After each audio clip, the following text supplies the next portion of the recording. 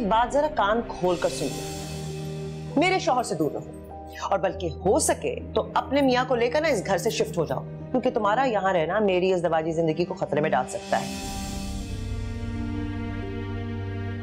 तुम यहाँ रहोगी तो रुहाब तुम्हें भूल नहीं पाएगा और तुम्हारा शौहर तो वैसे ही अपनी महरूमा बीवी के गम में डूबा हुआ है।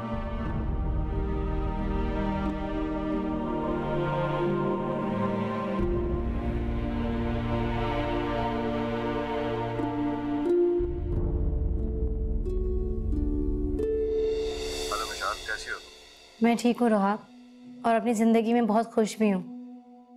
एंड आई होप कि आप भी खुश होंगे। ठीक तो मैं हूँ, लेकिन रही बात खुश रहने की, तो खुशियाँ उसी दिन लूट गई थी जिस दिन तुम लूट गई। देखिए रुहाब, मैंने आपका हाल दिल पूछने के लिए फ़ोन नहीं किया, मैंने सिर्फ ये कहने के लिए फ़ोन किया कि आप अपनी बीवी के साथ अपना रवैया ठीक कर लें, ताकि उसको ये शक ना हो कि आप अभी भी मुझे चाहते हैं। रुहाब 2 साल हो गए आपकी शादी को, अब तो आपको एडजस्ट कर लेना चाहिए परवीन के साथ। मैं तुम्हारी तरह झूठ का लिबादा उड़कर जिंदगी नहीं गुजार सकता मिशाल। तुमसे बहुत से गिले हैं, मुझसे तो जो गलती होनी थी सो गई, पर तुमने भी तो मेरी कदर नहीं की। प्रताप से शादी करके तुम्हें क्या मिला? वो शामिन भाभी को कभी भुला नहीं पाएगा, और तुम्हें। तो हाँ, मुझे इन सब बातों से कोई फर्क नहीं पड़ता।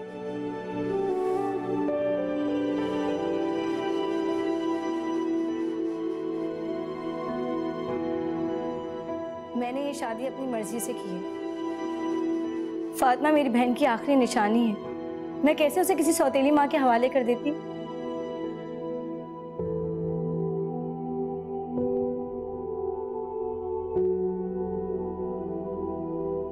और मैं कहाँ स्टैंड करता हूँ तुम्हारी जिंदगी? मेरी मोहब्बत की तुम्हारी जिंदगी में कोई जगह नहीं। रुहाब, पुरानी बातें करने से कोई फायदा नहीं है। हमारे रिलेशन को खत्म हुए हुए 3 साल हो गए रुहाब। अब आपको अपनी बीवी के साथ एडजस्ट करना चाहिए, जैसे मैं अपनी लाइफ में एडजस्ट कर रही हूँ। इतना बड़ा दिल नहीं है मेरा।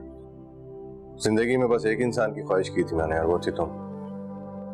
जब हमारे से तलाक लेकर तुम यहाँ वापस चले आई तो मुझे लगा कि अल्लाह ने मुझे एक और मौका दिया। एक ना एक दिन तुम जो कुछ भी मैंने किया है उसे भुला दोगी और हम दोनों दोबारा से एक हो जाएंगे। रुहाब, आपको समझ क्यों नहीं आ रहा है? मैं अब आपकी किस्मत में नहीं हूं, और ये बात आप जितनी जल्दी एक्सेप्ट कर लेंगे उतना अच्छा होगा, वरना इस तरह जिंदगी गुजारना बहुत मुश्किल हो जाएगा।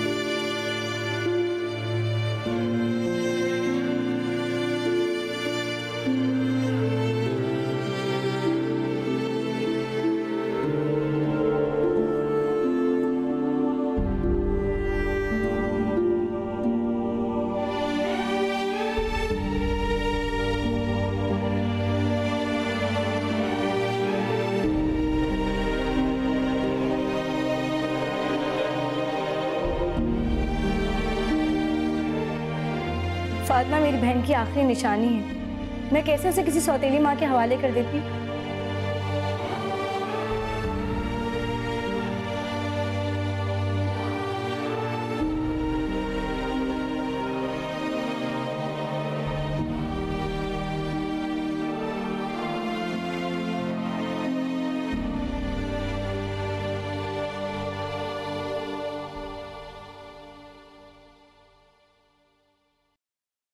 रिया, जल्दी आ गए? ये तुम्हें हर वक्त घर पे इस तरह तैयार रहने की जरूरत क्या है? क्यों, इसमें क्या हर्ज है? क्या कयामत आ गई अगर मैं तैयार हो गई तो? सब तैयार होते हैं। सब औरतें इस किस्म के कपड़े नहीं पहनती। क्यों? आपको हर बुराई मुझ में क्यों नजर आती है? मैं ही आपको बुरी लगती हूँ, क्यों? तुम्हें मैंने कितनी बार कहा है कि मुझे इस किस्म के कपड़े बिल्कुल पसंद नहीं है। कोई ढंग का ड्रेस नहीं है तुम्हारे पास पहनने के लिए। मिशाल को देखो, सारी जिंदगी बाहर रही है, लेकिन कपड़े पहनने का सलीका है उसका। विशाल विशाल विशाल, हर वक्त आप मेरा मुआवजा अपनी गर्लफ्रेंड से ना किया करें। अपनी फजूल बातें बंद करो प्लीज। ना मैं विशाल जैसी हूँ और ना ही कभी बनना चाहती हूँ। अगर कभी उस जैसी बन गई ना तो आप ही की अम्मी मेरे कान पकड़ के मुझे इस घर से निकाल देंगी। पढ़ने के बहाने जाके मैं बॉयफ्रेंड्स नहीं बनाती और ना ही आपके माँ बाप की चापलूसियां करती हूँ। अच्छा बस, इससे ज्यादा मैं मिशाल के मुतालिक कोई बात नहीं सुनूंगा। 2 साल हो गए तुम और तुम्हारी माँ उस लड़की पे कीचड़ उछालते फिर रहे। और एक बात मेरी सुन लो, देखो मैं जब तक तुम्हें बर्दाश्त कर रहा हूं मुझे करने दो। कहीं ऐसा ना हो मेरा ज़ब्त खत्म हो जाए और मैं तुम्हें तलाक दे दूं।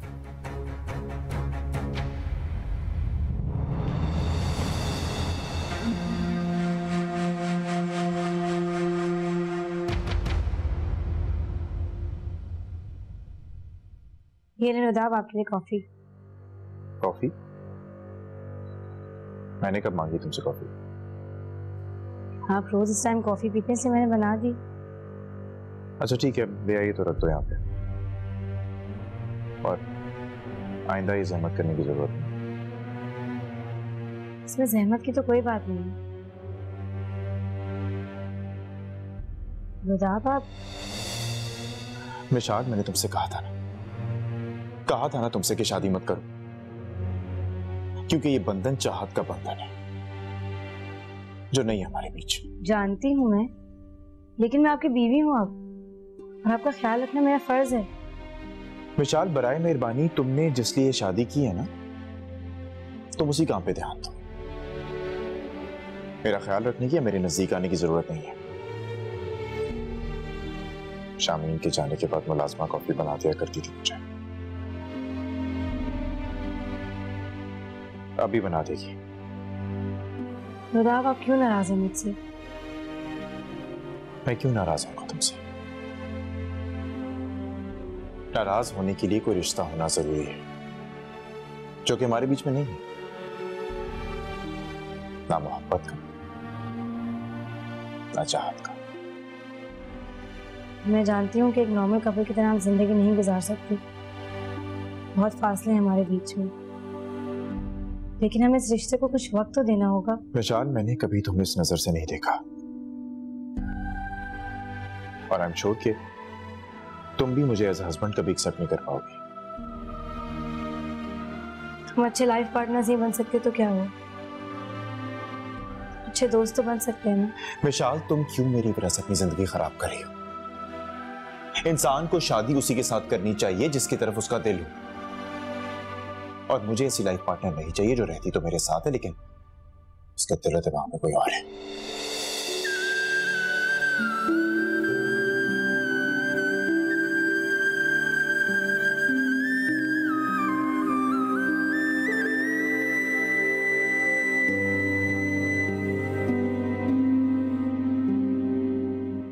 मजाल है अम्मा जो झूठे मुंह कभी गलती से भी मेरी कोई तारीफ निकली हो। मैं कुछ भी कर लूं अम्मा, कीमती से कीमती कपड़ा पहन लूं, जेबर पहन लूं, तैयार हो जाऊं, उनकी खुशी के लिए कुछ भी कर लूं। उनकी नजर में मैं जाहिल पेंडू और गंवारी रहूंगी, कोई अहमियत नहीं है कि ना जिंदगी में ना नजर में। वो तो मुझे लगता है कि मुझे सिर्फ अपनी बीवी मानते ही नहीं है। इसलिए मैं तुझे समझाती थी कि उससे बना के रख, मगर तू तो बात बात में उससे उलझती है। अरे छोड़ मिशाल का किस्सा, नए घर में सेट होने की बात कर उससे। अरे मुट्ठी में कर उसे। मुट्ठी में करो, मुट्ठी में करो कैसे भाई? इतना आसान थोड़ी है। विशाल, उस तो जब से आई है उसने मेरा जीना हराम कर दिया। अम्मा तुम्हें नहीं पता, मैं कुछ भी कर लूं ना, पंखे से उल्टी लटक जाऊं या खंजर मार लूं या अपना सर काट के उनके सामने रख दूं ना, कोई फर्क नहीं पड़ने वाला, कोई फर्क नहीं। उनको कोई मेरी कदर नहीं आएगी। उनके तो सर पे मिशाल सवार है। जिंदगी उस चुड़ैल ने मेरी अजाब कर दी है, पता नहीं कब जान छूटेगी। अम्मा कुछ करो। तुम आज फिर देर से आए हो, ये कोई वक्त है तुम्हारे घर आने का? मैं तुमसे कुछ पूछ रही हूँ रोहाब, तुम्हें अंदाजा भी है कि अम्मी अबू तुम्हें इस हालत में देखकर कितना परेशान होंगे? क्यों इस उम्र में उन्हें अजियत दे रहे हो तुम? अजियत में तो मैं हूँ, मगर किसी को इस बात की परवाह नहीं। मैं जानती हूँ तुम्हारे लिए मिशाल को भूलना मुश्किल है, लेकिन मुश्किल नहीं, नामुमकिन।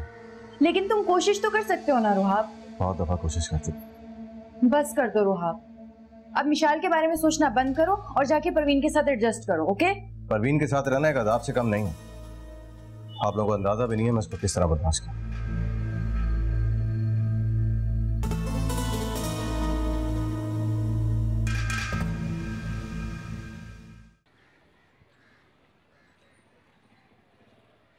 एक काम करें ना, आप जाते हुए मुझे जरा सैलून पे ड्रॉप कर दें और कुछ पैसे दे दें, मुझे शॉपिंग भी करनी। ये रोज रोज तुमने सैलून क्यों जाना शुरू कर दिया है? क्यों, आपको एतराज है मेरे वहां जाने पे? देखो एतराज मुझे तुम्हारे सैलून जाने पे नहीं है, रोज रोज सैलून जाने पे। अंदाजा भी है तुम्हें ये शॉपिंग पे सैलून पे कितना पैसा लौटाती हो तुम? तो क्या हुआ, सब जाती हैं, सबकी बीवियां जाती हैं, शॉपिंग भी करती हैं, लेकिन फर्क सिर्फ इतना है कि सबके शौहर आपकी तरह कंजूस नहीं होते। देखो मेरे पास तुम्हारी फजूल खर्चियों के लिए बिल्कुल पैसे नहीं है। सैलून जाना बंद करो, घर पे तवज्जो दो। घर के और लोग भी हैं, उनसे भी कुछ सीखो। अगर आप फिर से मिसाल की मिसाल देने लगे हैं ना तो मत दें। अच्छा छोड़ें, वो मुझे जिम भी ज्वाइन करना है और उसकी मेंबरशिप फीस जो है ना वो 70,000 है, वो भी आपने देनी है। 70,000 रुपए? तुम्हारा दिमाग ठीक है? इसमें दिमाग खराब होने वाली क्या बात है, इतने ज्यादा पैसे तो नहीं है, और फिर सिर्फ 20,000 रुपए महीना है, इतना कुछ मिलेगा वहाँ पे। वहाँ पे स्विमिंग भी मैं सीख लूंगी, वहाँ पे हेल्थ क्लब भी है, वहाँ पे और भी बहुत सारी चीजें बताई थी, वो सारी हैं, और ये सब आपके फायदे के लिए है। मेरे फायदे के लिए? और नहीं तो क्या। अब देखे ना, अच्छे बड़े पढ़े लिखे लोगों में उठूंगी बैठूंगी तो बातचीत का सलीका भी आ जाएगा, पहनने ओढ़ने का ढंग भी आ जाएगा, फिर आप देखिएगा सब आपकी तारीफ करेंगे। और अंग्रेजी तो मुझे आती है। देखो परवीन, अगर अपने आप को बदलना चाहती हो तो अपनी आदतें और अपना एटीट्यूड बदलो, बहुत मेहरबानी होगी तुम्हारी। अच्छा सुने, मुझे शॉपिंग मॉल पे तो ले जाएं, थोड़ी सी शॉपिंग करा दें। सुन रहे हैं आप? ये लो जी। ओह,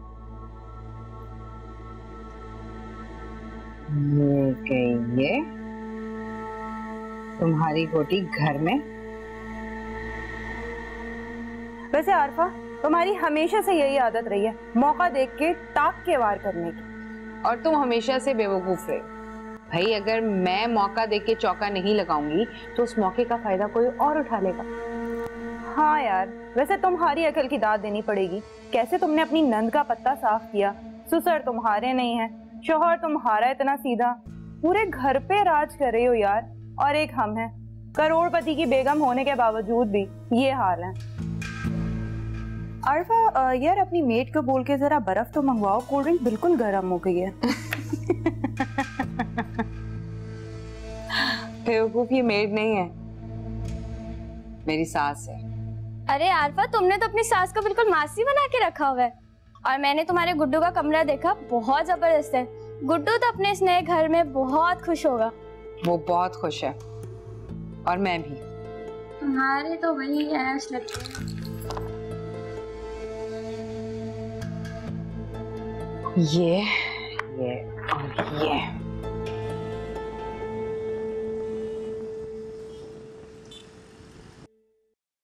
ताली कभी एक हाथ से नहीं बचती शाकरा बहन। भाई अगर आपको अपने बेटे और बहू से इतनी शिकायतें हैं तो ये भी तो हो सकता है उन्हें भी आपसे कोई शिकायत हो। मुझसे क्या शिकायत हो सकती है? मैंने तो कभी उस औरत पे हुक्म नहीं चलाया, कभी इनके किसी काम में मदाखलत नहीं की। खुली छूट दे रखी है, जहां जी चाहे जाए, जो मर्जी आए करें। तो फिर शिकायत क्या है इन्हें आपसे? मुझे बहुत सारी शिकायतें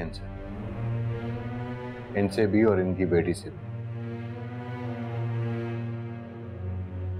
फूफा, पहले मैं इनकी वजह से अपना घर खो चुका हूं, अपनी एक औलाद भी खो चुका हूं। अब औरत मेरे बच्चे की मां बनने वाली है, अब मैं दोबारा अपनी औलाद नहीं खोना चाहता। अगर ये इस घर में आएंगी तो मेरी शराइत पर आएंगी। तुम्हारी शराइत पे हरगिज वापस नहीं आऊंगी, सुन लिया तुमने? अच्छा शाकरा बहन, आप एक मिनट के लिए इनकी बात सुन तो लें। ये बारफा के किसी भी मामले में मुदाखलत नहीं करेंगे। ये घर उसका हो चुका है ना, तो हुक्म भी उसी का चलेगा। जिस घर में सारी जिंदगी मेरा हुक्म चलता रहा है, वहां मैं किसी का राज चलने नहीं दूंगी। इसकी बीवी मेरे घर पे कब्जा करने आई थी और इस मकसद में वो कामयाब हो चुकी। वो देखा आपने, ये इस तरह की बातें करती है, इस तरह की बातें करके ना खुद सुकून में रहती हैं, ना किसी दूसरे को सुकून में रहने देती हैं। अपना भी घर तबाह करती हैं और दूसरे का भी। कौन सा सुकून बर्बाद करके रखा है मैंने? और एक बात सुनो, तुम यहाँ मामला सुलझाने आए हो या बिगाड़ने के लिए? इतनी देर से बैठे हुए अपनी माँ और बहन को जलील कर रहे हो लोगों के सामने, है जनमुरीद कहीं के। बस अपनी बीवी की तारीफें किए जा रहे हो, ये सिला दे रहे हो तुम मुझे मेरी मोहब्बतों का। शाकरा बहन, थोड़ा तहम्मुल से बात करें प्लीज। इसकी बीवी इंतहाई बदसलीका, बदजुबान और इंतहाई बदतमीज औरत है, ये मैं जानती हूँ। देखिए भाई साहब, इससे कहिए उसे तलाक दे दे या मुझे भूल जाए। मैं अपनी बेटी, दामाद और पोती के सहारे जिंदगी गुजार लूंगी। नहीं रहना मुझे इन लोगों के साथ। हमेशा ये मुझे जलील करता रहता है अपनी बीवी की वजह से, और इसकी बीवी भी हमेशा मुझे जलील करती है। बेगैरत नहीं तो। फूफा ने कहें कि मैं उसे अपनी मर्जी से नहीं लेके आया था, ये उसे अपनी मर्जी से लेके आई थी। और ये घर भी इन्होंने उसके नाम पे किया था और मुझसे और अब्बा से पूछे बगैर। आपको पता है कि अब्बा इसी सदमे से चल बसे थे और इनकी वजह से मैं अपनी बीवी और बेटी खो चुका हूं। अब कुछ नहीं खोना चाहता। सारी जिंदगी इनकी बेवकूफियों की कीमत सिर्फ मैं चुकाता रहूं।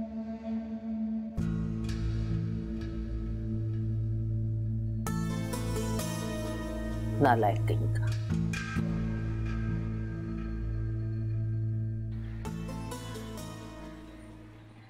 अब्बू, क्या बना मोमानी जान के उनकी बहू की लड़ाई का? बेटा क्या बन सकता है उनका कुछ बनने वाला नहीं है। मुझे तो लग रहा है कि वो अब यहाँ हमारे घर में आके रहेंगी और हम सबको दिल बड़ा करके बर्दाश्त करना पड़ेगा। अब्बू, बर्दाश्त ही तो नहीं हो रहा मुझसे। पूरी रात खराटे लेती रहती हैं कमरे में। हम कुछ करें। पता नहीं क्या बनेगा। अब्बू, हद होती है लापरवाही की। सुबह से गई हुई है और एक दफा भी उसने कॉल करके नहीं पूछा अपने बेटे के बारे में कि कैसा है, किस हाल में है। 2 घंटे से वो रोए चले जा रहा है। अरे बेटा, जिम गई होगी, फोन करके पता तो करो। अब्बू, जिम जाने के बहाने वो सैर सपाटे करती फिरती है अपनी आवारा सहेलियों के साथ। मुझे आज भी याद है जब वो पढ़ाई के बहाने अपनी दोस्तों के साथ निकला करती थी, तभी तो फेल हो गई थी। शादी से पहले अपने बाप की नजरों में धूल झोंकती आई और अब मेरे शरीफ भाई को बुद्धू बना रही है। जिम और पार्लर का बहाना करके पूरे शहर में दंदनाती फिरती है। बुरी बात है बेटा, ऐसी बातें नहीं करते हैं। यहीं कहीं गई होगी मोहल्ले में। मोहल्ले की सीधी सादी औरतों से तो वो बात भी करना पसंद नहीं करती। अब तो बड़ी बड़ी बेगमात के साथ उठना बैठना है मोहतरमा का। अच्छा चलो, दोबारा फोन करके पता कर लो। पता नहीं है, लेकिन ये लापरवाही किसी भी उसमें समझ नहीं आती मुझे। नहीं मरियम बेटा, ये गलत किया आपने, इसको वापस करो। बस भी कर दो विशाल। ऑफिस से थकी हुई आती हो और आधी तुम घर के कामों और इसे ट्यूशन देने में मसरूफ हो जाती हो। पिछले 3 घंटों से सर खपा रही है इस नालायक के साथ। तुम क्यों हमेशा इसको अंडर एस्टिमेट करती रहती हो? तुम्हारी बेटी बहुत जीनियस है, देखना जरूर बड़ों के कुछ बनेगी इंशाल्लाह। इंशाल्लाह। और तुम भी तो इतनी मेहनत कर रही हो इस पे, जाहिर है कुछ ना कुछ तो बन ही जाएगी बड़े होके। चलो मरियम बेटा, आप थक गई होगी, बाकी होमवर्क हम कल करेंगे। छुट्टी। थैंक यू मिशाल मामी। Thank you so much Mishal. मुझे समझ नहीं आ रहा मैं तुम्हारा शुक्रिया कैसे अदा करूं। शगुफ्ता, तुम क्यों बार बार थैंक यू बोल के मुझे शर्मिंदा कर रही हो? अच्छा सुनो, मुझे तुमसे एक बात करनी है, बल्कि यूं समझ लो कि एक रिक्वेस्ट है, और तुम मुझे बिल्कुल मना नहीं करोगी। हाँ कहो। देखो शगुफ्ता, मरियम एक बहुत ही इंटेलिजेंट और जीनियस बच्ची है। मैं चाहती हूँ कि वो बड़ी होकर अपना करियर बनाए। मैं उसका स्कूल चेंज करना चाहती हूँ। लेकिन उसका स्कूल तो ऑलरेडी अच्छा है और महंगा भी है। नहीं शगुफ्ता, इस स्कूल में कैमरे सिस्टम नहीं है। तुम्हें नहीं पता, आजकल स्कूल्स में बहुत कंपटीशन हो गया, और मरियम जैसी जीनियस बच्ची को तो एक बहुत अच्छे प्लेटफॉर्म की जरूरत है। देखो शगुफ्ता, अभी उसके फाइनल एग्जाम्स चल रहे हैं। मैं चाहती हूँ कि नेक्स्ट ग्रेड वो किसी नए स्कूल में करे जहाँ कैमरे सिस्टम हो। क्या ख्याल है तुम्हारा? नहीं मिशाल, रुहाब हमारा पहले ही सारा खर्चा उठा रहा है और मरियम की स्कूल की फीस भी दे रहा है। मैं उसके ऊपर मजीद बोझ नहीं डाल सकती। और तुम परवीन को जानती हो, नए स्कूल का सुनकर तो वो बहुत शोर मचाएगी। शगुफ्ता, तुम क्यों परेशान हो रही हो? मरियम के स्कूल के सारे एक्सपेंसेस मैं बेयर करूंगी। तुम्हें तो पता है अभी रिसेंटली मेरी प्रमोशन हुई है, मैं अच्छा अर्न कर लेती हूँ। मेरे लिए उसका खर्चा उठाना कोई मुश्किल बात नहीं है। नहीं, हरगिज नहीं। तुम पहले इस घर के लिए बहुत कुछ कर रही हो, और क्या क्या करोगी? और तुम्हारी सैलरी पे मेरा या मेरी बेटी का कोई हक नहीं बनता। तुम ऐसा क्यों सोच रही हो शगुफ्ता? ये घर मेरा भी तो है, तुम सब लोग भी तो मेरे अपने हो।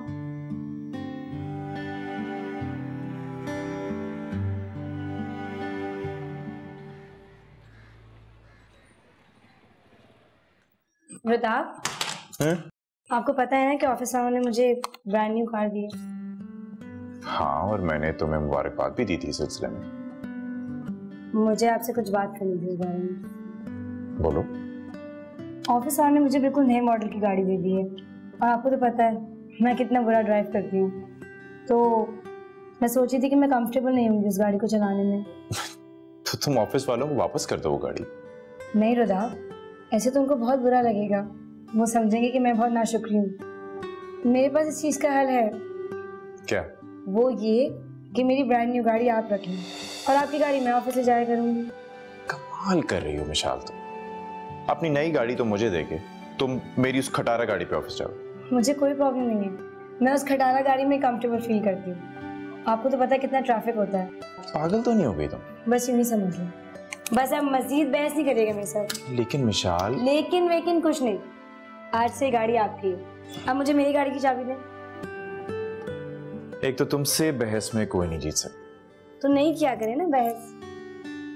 अच्छा चलें, देर हो गई। चलो मैं भी निकलूं।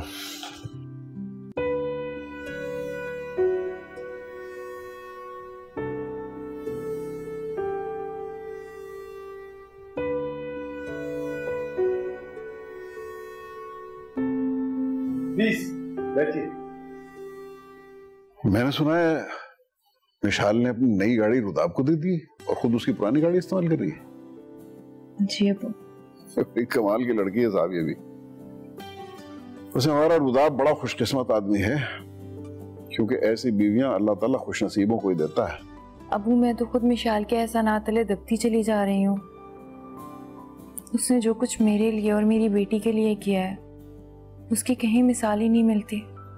जानते उसने ऐसा क्यों किया है? सिर्फ इसलिए कि कहीं रुदाब उसकी नई गाड़ी देख के उससे जेलस फील ना करे, क्योंकि ये मर्द की फितरत है कि वो अपनी बीवी को अपने से आगे बढ़ता हुआ और तरक्की करता हुआ नहीं देख सकता। और आपको पता है, मिशाल ने रुदाब को बहुत मुश्किल से मनाया और उसको इस बात का एहसास तक नहीं होने दिया कि गाड़ी देने के पीछे वजह क्या है। मुझे यकीन है ऐसा ही हुआ होगा। अल्लाह उसे जज़ाए खैर दे।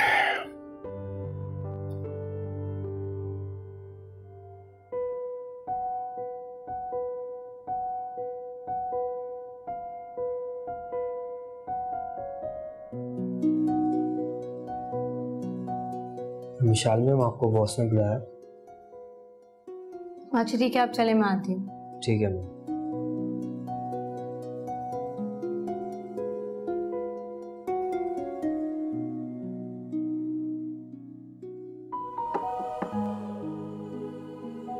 प्लीज कम इन। आइए मिशाल। जिसे आपने बुलाया। बैठिए प्लीज। ये देखिए, आपके अपार्टमेंट की तस्वीर आई है, किचन की। ऑलमोस्ट खत्म हो गया है काम, बाहर कमरों में काम चल रहा है, लेकिन इस मंथ के एंड तक खत्म हो जाएगा इंशाल्लाह। लेकिन सर। लेकिन कुछ नहीं। जैसे काम खत्म होता है, आप अपने हस्बैंड के साथ इस घर में शिफ्ट हो रही है। सर आप। आपने इतना कुछ किया है इस कंपनी के लिए, यू डिजर्व दिस। सर आप मेरी। अब आप जाएं और अपनी प्रेजेंटेशन की तैयारी करें। ओके।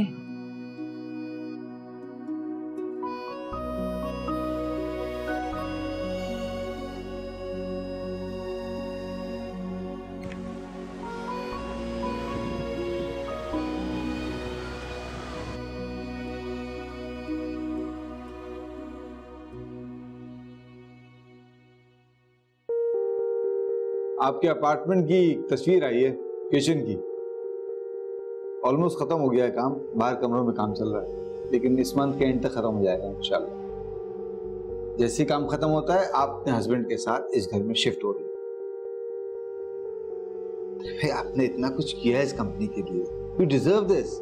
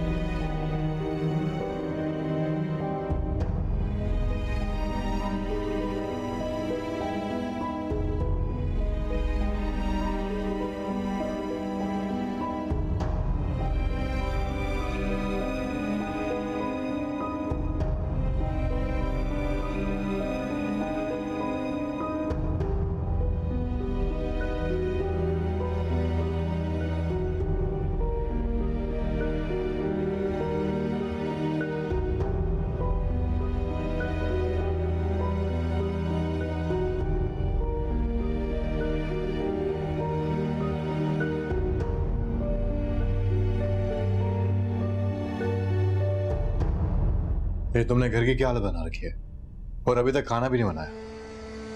ये घर में एंटर होते साथ आप इतना चीखना चिल्लाना क्यों शुरू कर देते हैं? मुझ पर रोब मत झाड़ें, समझ आइए आपको। जब घर की ऐसी हालत होगी तो चीखूंगा ना मैं, क्योंकि मेरी माँ के होते हुए ऐसा कभी नहीं हुआ। काम वाली आज देर से आएगी और आधे घंटे में सारी सफाई कर देगी। अरे तुम काम वाली से काम कब करवाती हो? सारा दिन तो उससे बेड पे बैठ के अपने पाँव दबाती हो और कुछ नहीं करवाती। और तुमने ये घर में खाना बनाना तो बिल्कुल छोड़ ही दिया है। आज भी घर में खाना नहीं पका। मैं अपने पैसों से मंगवाती हूँ, आपको किस बात का एतराज है? एतराज है मुझे, क्योंकि तुम जानती हो कि मुझे बाजार के तेज मसालों वाले खाने पसंद नहीं है। पेट खराब हो चुका मेरा। मुझे क्या मालूम था कि आज आप जल्दी तशरीफ ले आएंगे। और वैसे भी गुड्डू और मैंने दोपहर में बिरयानी मंगवा के खा ली थी। रात को अम्मा अब्बा की दावत है, पुरतकल्लुफ खाने का एहतमाम करूंगी। वैसे आज आप जल्दी क्यों आ गए? जॉब खत्म हो गई मेरी, कंपनी वालों ने टर्मिनेट कर दिया मुझे। क्या?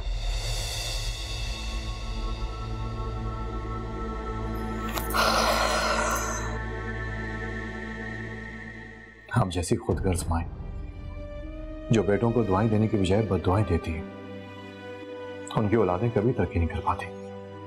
और ये जो कुछ मेरे साथ हो रहा है ना, ये सिर्फ आपकी वजह से हो रहा है, क्योंकि आपने अपनी नाक ऊंची रखने के लिए अपनी बेटी की शादी पे बेजा खराजात किए थे। पिछले 2 सालों से गधों की तरह डबल शिफ्टों में अपनी कंपनी में काम कर रहा हूं और अभी तक उनका कर्जा नहीं चुका पाया मैं। इसलिए आज उन्होंने मुझे नौकरी से निकाल दिया। एक मामूली सी नौकरी थी मेरे पास जो अब्बा के दोस्त के कहने पे मिली थी मुझे, वो भी चली गई। सिर्फ आपकी वजह से, सिर्फ आपकी वजह से।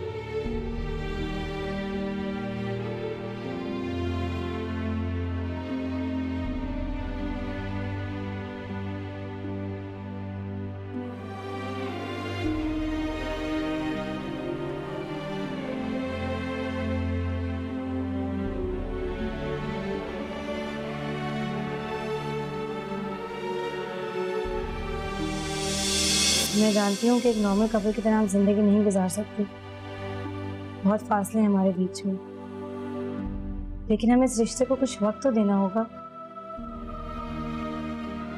हम अच्छे लाइफ पार्टनर्स नहीं बन सकते तो क्या हुआ, अच्छे दोस्त तो बन सकते हैं ना।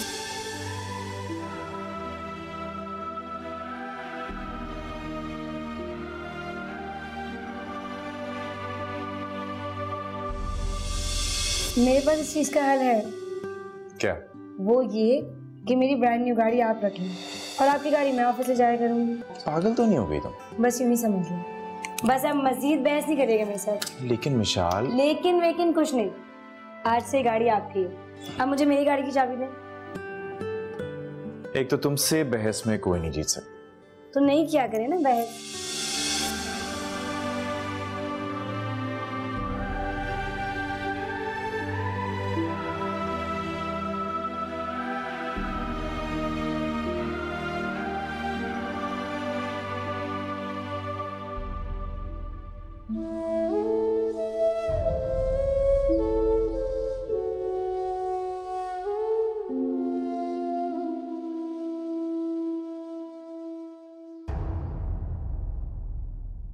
आ गई तुम? हाँ, अब्दुल्ला कहाँ है? उससे ज्यादा तंग तो नहीं किया? उसके पेट में दर्द हो रहा था, हॉस्पिटल लेकर गई थी मैं उसे। अब कैसा है? ठीक है? अब बेहतर है, इंजेक्शन लगा है तो जाके उसे कहीं नींद आई है। और तुम्हें मैंने इतने फोन किए, तुमने एक बार भी मेरा फोन नहीं उठाया। मेरा फोन साइलेंट पर था, मैं योगा क्लास में थी, वरना तुम्हें पता है मैं 2 घंटे में वापस आ जाती हूँ, कभी इतनी देर नहीं लगती। और वैसे भी तुम रुहाब को फोन कर लेती ना, कम से कम तुम्हारा इतना एहसान तो ना लेना पड़ता।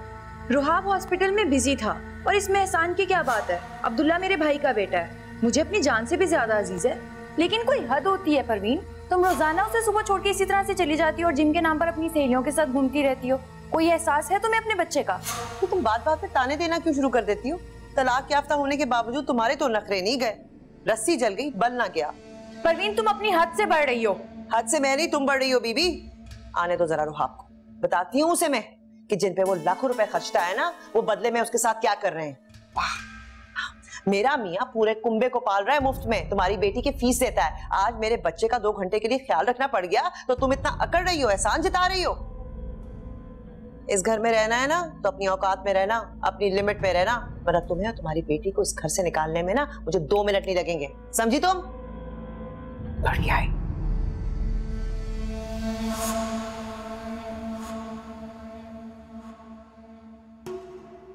दो दिन बच्चे का ख्याल क्या रख लिया, एहसान जिताने लगी। ऐसी सी बातें सुनाई है आपकी बहन ने मुझे कि मैं आपको क्या बताऊं। इतने ताने, इतना तंज। कह रही थी अगर अब देर हुई ना, हाँ, और खुदा ना खास्ता बच्चे को कुछ हो गया तो वो जिम्मेदार नहीं होगी। हाँ तो ठीक ही तो कह रही है, उसकी जगह कोई और होता तब भी यही कहता।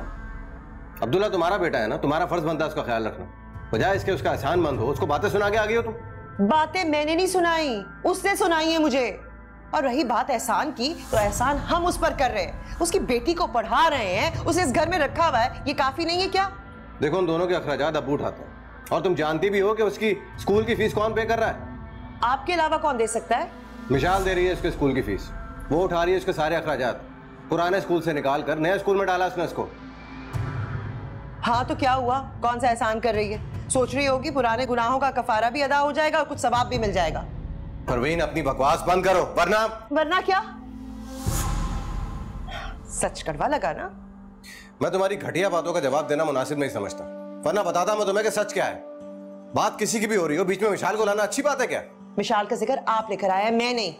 खैर, मैं लंबी बहस में नहीं पड़ना चाहती। जाएं जाके अपनी बहन को समझाएं कि अगर इस घर में रहना है ना तो तमीज से रहे और हमारी एहसानमंद रहे कि उसे रहने दे रहे इस घर में। तुमसे मैंने कितनी दफा कहा कि ये घर मेरा नहीं है, मेरे बाप का है, इस पे हम सब बहन भाइयों का बराबर का हक है। हाँ तो ठीक है, वो लोग रहे यहाँ पे, हम चले जाते हैं घर छोड़कर। दिमाग ठीक है तुम्हारा? कहाँ जाओगी तुम? मैं नहीं, हम। इस शहर में हजारों अच्छे किराए के मकान हैं, हम शिफ्ट हो जाएंगे बस। मैं आपकी बहन और आपकी माँ की बदतमीजियां बर्दाश्त नहीं कर सकती, बस कह दिया है मैंने।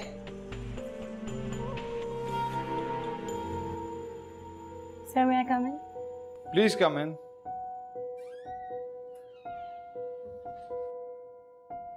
विशाल, आपकी जगह कोई भी लड़की होती ना तो फौरन इस ऑफर को एक्सेप्ट करता। आपने क्या अपनी कंपनी के अपार्टमेंट में शिफ्ट होने से इनकार कर दिया? सर एक्चुअली मैं एक जॉइंट फैमिली सिस्टम में रहती हूँ और मेरे लिए ये डिसीजन लेना बहुत मुश्किल था। सर मेरे घर पे मेरी सास है, ससुर है, मेरे देवर हैं, हम सब बहुत खुश हैं एक साथ। मुझे नहीं लगता कि उनसे अलग रह के मैं खुश रह पाऊंगी। आप शायद दुनिया की पहली लड़की हैं जिसको अपने इन-लॉज की इतनी फिक्र है, वरना लड़कियां कहाँ सोचती हैं इस तरह। लड़कियों को तो बल्कि ख्वाब होता है उनके अलहदा घर का, और आपको ये कंपनी फैसिलिटी दे रही है। सर एक्चुअली मेरे जो ससुर है वो मेरी बेटी से बहुत अटैच है। मैं नहीं चाहती हूँ कि इस उम्र में वो अकेले हो जाएं। अगर मैं फातिमा को लेके चली जाऊंगी तो वो लोग उसके बगैर रह नहीं पाएंगे, इसीलिए। बहरहाल मेरा मशवरा फिर भी यही है कि आप अपने फैसले पे एक मर्तबा नजरसानी कर लें। Okay sir. Thank you.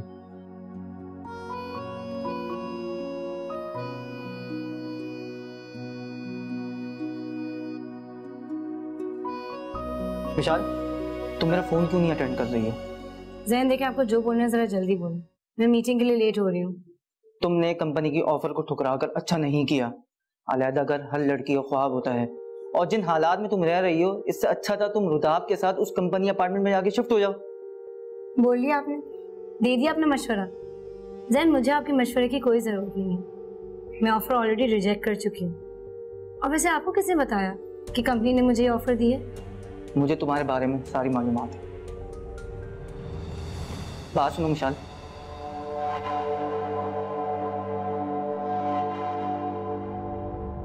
Excuse me Jain, अपनी लिमिट में रहें और मेरी इंफॉर्मेशन कलेक्ट करने में ना अपना टाइम वेस्ट नहीं करें। ये हरकतें आपको जेब नहीं देती।